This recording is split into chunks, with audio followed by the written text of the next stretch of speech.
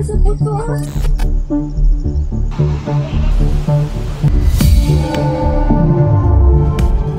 Nagkakasakit na po ang ilang residente malapit sa Bulkang Kanlaon dahil po yan sa abo at amoy asupre ng ibinugapuan ng bulkan at sa limitadong supply ng inuming tubig.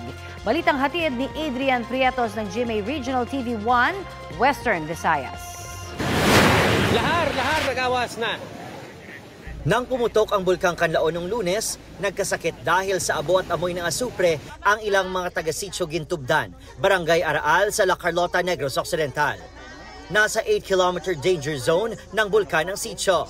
Maklo ko nga sa pre. Gadugang ako ginapatyag. Maklo, hindi kaya regi kami didaan, way kami nag-evacuate mo. Damo nagipag-aagagin sipon sa dayon. Panawagan ng mga residente sa LGU, dagdag na medical equipment kagaya ng oxygen tanks, hospital beds at supplies para sa mga sakit sa balat. So far, amo na gani ang akon, kung mayara man lang ang mga private nga maghatag sa amon, mag-donate, uwibin nga kung sino man na may kabubuton, kabay pa nga dugangan kami tani nila bisan isa na lang ka-oxygen tank. Ang kakulangan sa clinic ay tutugunan umano ng La Carlota City LGU.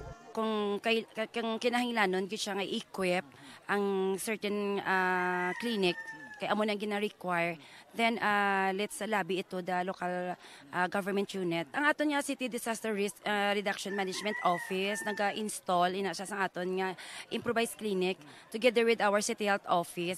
Pinauwi na ng LGU ang nasa 400 evacuees sa La Carlota City.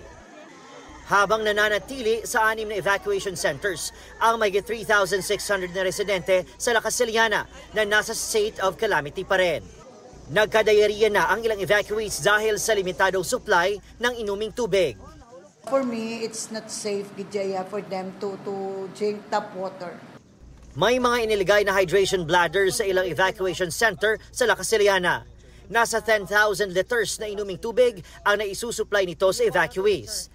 Plano ring maglagay ng on-site filtration systems.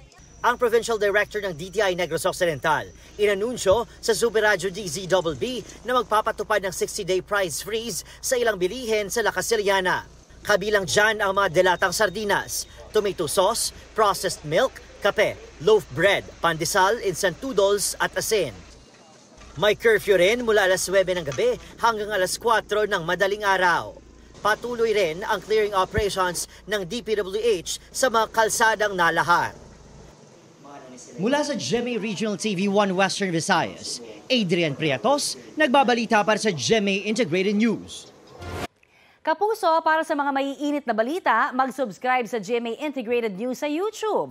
Sa mga kapuso naman abroad, subaybayan nyo kami sa GMA Pinoy TV at sa www.gmanews.tv.